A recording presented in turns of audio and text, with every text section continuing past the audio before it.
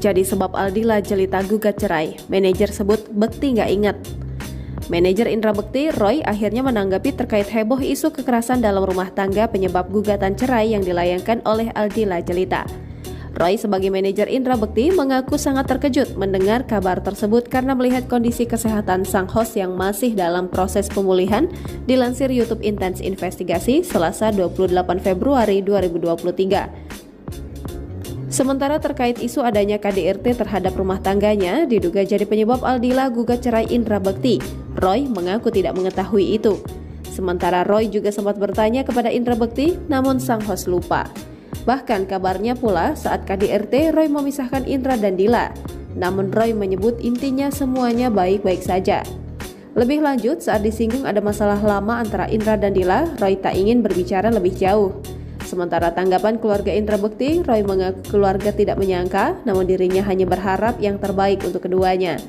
Dibenarkan Roy pula bahwa Indra Bekti dan Aldila memang sudah pisah rumah. Beredar kabar bahwa selebritis Indra Bekti digugat cerai oleh istrinya Aldila Jelita. Bahkan dirumorkan kedua pasangan suami istri tersebut sudah lama pisah ranjang. Berita ini tentu saja sangat mengejutkan, bahkan bagi kerabat dan teman dekat mereka, karena hampir tidak pernah terdengar adanya permasalahan rumah tangga mereka, apalagi adanya percekcokan. Apakah alasan Aldila Jelita mengajukan gugatan cerainya? Dikutip dari salah satu media online, Milano Lubis, kuasa hukum Aldila Jelita, mengatakan gugatan cerai yang diajukan Aldila Jelita bukan karena masalah ekonomi, akan tetapi karena Aldila Jelita dan Indra Bekti sudah berbeda prinsip sehingga tidak mungkin lagi bersama-sama. Lebih lanjut dikatakan bahwa sebelumnya Aldila Jelita dan Indra Bekti sudah pernah hendak mengajukan perceraian. Sedangkan menurut Indra Bekti, alasan perceraiannya dengan Aldila Jelita adalah karena Indra Bekti tidak ingin merepotkan sang istri di tengah masa pemulihannya pasca Indra Bekti mengalami pendarahan otak, dan Indra Bekti menginginkan Aldila Jelita fokus merawat anak-anaknya. Pada dasarnya, alasan perceraian Indra Bekti dan Aldila Jelita adalah karena sudah tidak lagi memiliki kecocokan sebagai pasangan suami istri. Bagaimanakah hukum di Indonesia memandang suatu perceraian? Nah, apakah yang dimaksud dengan perceraian? Menurut PNH Simanjuntak, perceraian adalah suatu pengakhiran suatu perkawinan karena sesuatu sebab dengan keputusan hakim atas tuntutan dari salah satu pihak atau kedua belah pihak dalam perkawinan.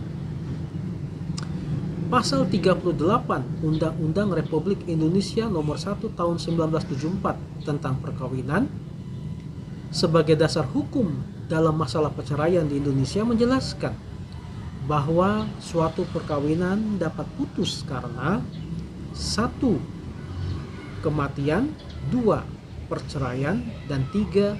Atas putusan pengadilan. Bila mana ingin dilakukan di depan sidang pengadilan, apakah alasan-alasan yang dapat dijadikan dasar untuk perceraian? Menurut Undang-Undang Nomor 1 Tahun 1974 tentang pernikahan, Pasal 39 Ayat 2, Junto Pasal 19 Peraturan Pemerintah Nomor 9 Tahun 1975 tentang pelaksanaan Undang-Undang Nomor 1 Tahun 1974 tentang perkawinan, adapun alasan-alasan yang dapat dijadikan dasar untuk perceraian adalah 1. Salah satu pihak berbuat zina atau menjadi pemabuk, pemadat, penjudi, dan lain sebagainya yang sulit disembuhkan. 2. Salah satu pihak meninggalkan pihak lain selama 2 tahun berturut-turut tanpa izin pihak lain dan tanpa alasan yang sah atau karena hal lain di luar kemampuannya. 3. salah satu pihak mendapatkan hukuman penjara 5 tahun atau hukuman yang lebih berat setelah perkawinan berlangsung. 4. Salah satu pihak melakukan kekejaman atau penganiayaan berat yang membahayakan pihak lain. 5. Salah satu pihak mendapat cacat badan atau penyakit dengan akibat tidak dapat menjalankan kewajibannya sebagai suami istri. 6. Antara suami istri terus-menerus terjadi perselisihan dan pertengkaran dan tidak ada harapan akan hidup rukun lagi dalam rumah tangga. Sedangkan bagi yang beragama Islam, menurut kompilasi hukum Islam, ada 2 alasan tambahan lain selain yang telah disebutkan di atas, yaitu 1.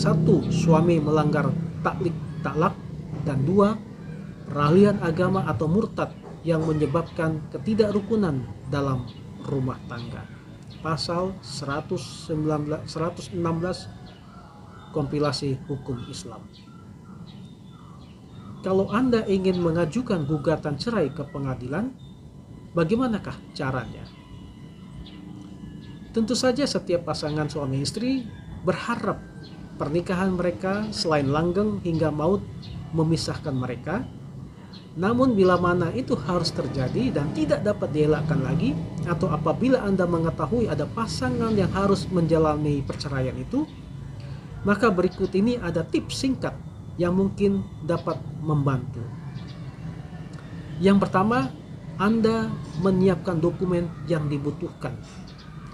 Dokumen-dokumen yang perlu disiapkan dalam mengajukan gugatan cerai adalah kartu tanda penduduk, kartu keluarga, akta atau surat nikah, dan akta kelahiran anak.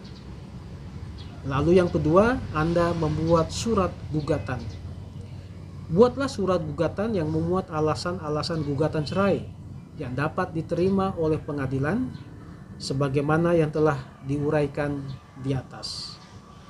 Lalu setelah Anda membuat surat gugatan cerai, daftarkan gugatan Anda ke pengadilan.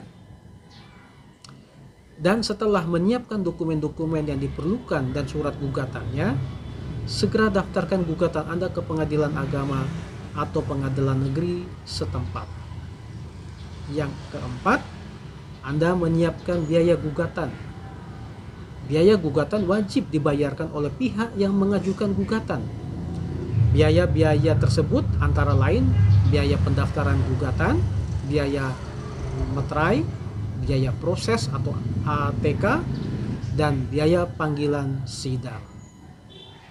Lalu kemudian sebelum memasuki proses persidangan, lebih baik pelajari terlebih dahulu semua persyaratan dan tata cara persidangan, mulai dari awal persidangan sampai putusan, sehingga pada saat proses persidangan dimulai, Anda dapat mengikutinya dengan baik dan lancar.